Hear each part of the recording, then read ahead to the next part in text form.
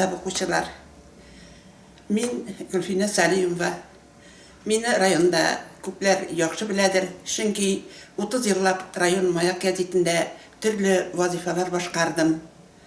Журналист хезмәте ул күп күләмдә бит инде иҗади хезмәт.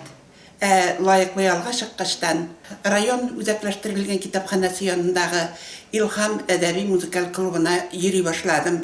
Бу клубта без бик күп сәнгать һәм әдәбият эшлекләре белән очрашып, үзебезгә рухи азык алабыз инде.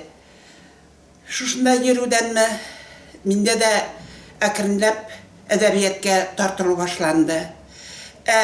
Үзебезнең Маяк гәзитебезнең 80 еллыгы җиткәндә мөхәрриребез Рөстәм Хисаметдинов чакырып мине, "Әйдә Гөлфинә апа, гәзитнең тарихы турында китап языйк әле" дигән тәкъдим ясады.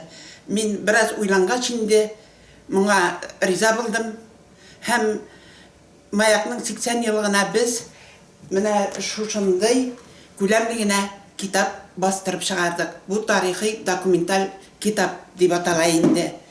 Шуннан китап чыкканнан соң миңа тәкъдимнәр, "Әйдә, нигә язмыйсың, язуыңны туктатма, язарга кирәк" дигән тәкъдимнәр бик күп булды. Һәм башлап киттем инде шулай итеп.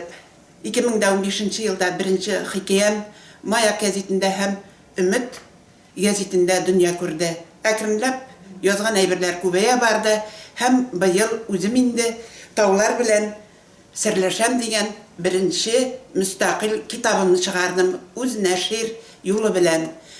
Китапта төрле темага багышланган әсәрләр кергән һәм беренчесе инде Таулар белән серләшәм дигән повесть.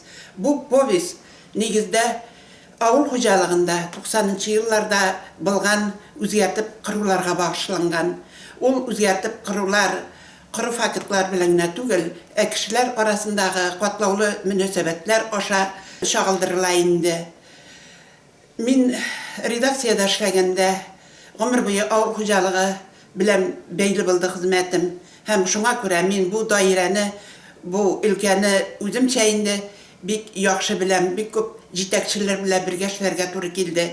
Китапны әзерләгәндә дә 1 ел мин уйланып йөрдем. Аны ничек башларга, сюжетын ничек кырырга, кемнәрнең образына тукталырга дип, кабат-кабат элекке колхоз җитәкчеләре белән очрашып сөйләштем. Һәм шулай итеп шушы повесть барлыкка килде.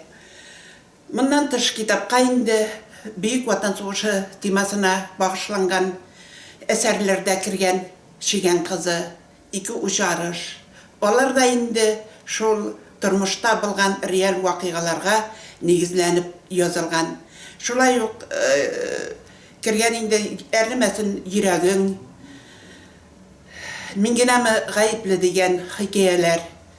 Булар инде гаилә, тәрбия, ата-әнә роле, гаиләдәге балалар тәрбиясе, шулай ук кешеләр арасындагы төрле мөнәсәбәтләр һәм вакыйгаларны чагылдыруга багышланган.